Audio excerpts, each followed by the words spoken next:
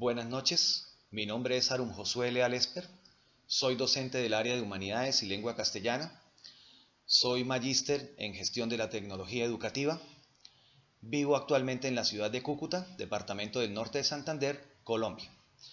Hoy voy a hablar algo relacionado con la epistemología, algunos enfoques epistemológicos que básicamente apuntan a la búsqueda y a la consecución del conocimiento. Vamos a hablar de tres enfoques fundamentales que buscan por diferentes modos, por diferentes vías, acceder al conocimiento. El primero de ellos hace referencia al empirismo inductivo.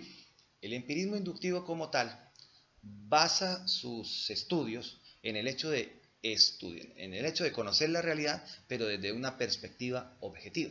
Entonces eso quiere decir que el conocimiento es verificable, el conocimiento es medible. ¿Cuál es el objeto de estudio? Pues tomar la realidad, analizarla desde una perspectiva cuantificable, y esto me permite a mí conocer la realidad, la puedo medir, la puedo precisar, la puedo calcular, ¿cierto?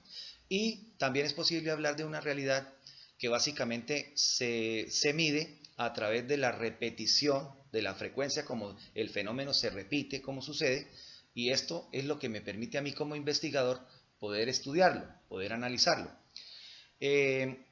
Los métodos de hallazgo o el método de hallazgo para estudiar este enfoque básicamente se orientan hacia la inducción y hacia la deducción. Bien, el segundo enfoque epistemológico que vamos a analizar rápidamente aquí es básicamente el racionalismo deductivo. En este caso, la realidad, el objeto de estudio como tal, básicamente se presenta de una manera ingeniosa, pero no es desde una perspectiva objetiva, sino desde una perspectiva intersubjetiva. Eso quiere decir que la realidad se puede, digamos, interpretar a partir de modelos, ¿sí?, de estructuras que pueden tener una significación muy particular, estructuras abstractas que básicamente pues me van a determinar cómo se presentan los hechos. Entonces yo como investigador, utilizando esta forma particular de estudio, puedo determinar que la forma como se presentan esos hechos me permite determinar si es posible o no acceder a ese conocimiento. Entonces ese lenguaje básicamente allí que se utiliza es el análisis de una manera intersubjetiva de los hechos y de la forma como estos se presentan para su debido estudio. El método de hallazgo que podemos utilizar para este tipo de enfoques básicamente hacen referencia a la deducción y al razonamiento.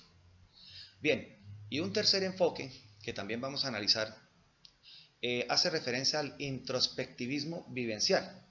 Ya no miramos la realidad desde una perspectiva objetiva ni tampoco intersubjetiva, sino la miramos desde una perspectiva subjetiva. Esto significa que la realidad es posible conocerla desde una mirada subjetiva. Yo puedo aprender la realidad de esa manera. Esto significa que yo puedo conocer el objeto de estudio como tal, yo lo puedo conocer y al mismo tiempo lo puedo compartir, lo puedo socializar. Esa realidad, a diferencia del primer enfoque, no es cuantificable, sino es cualificable. Asimismo, la realidad también es posible interpretarla, pero a través de los símbolos. Los símbolos se manifiestan y me es posible para mí interpretar la realidad con base en el estudio de esos símbolos.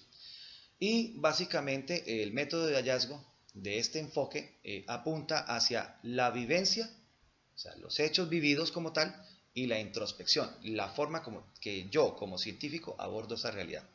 Entonces, estudiar estos enfoques son fundamentales desde una perspectiva epistemológica porque me permiten a mí acercarme a lo que muchos investigadores a través de la historia han intentado hacer para llegar al conocimiento.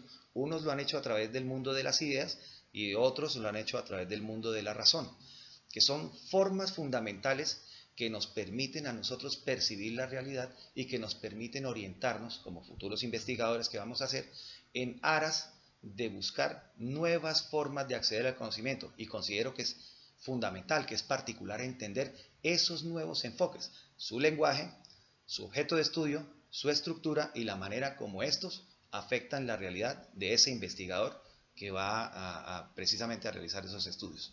Muchas gracias.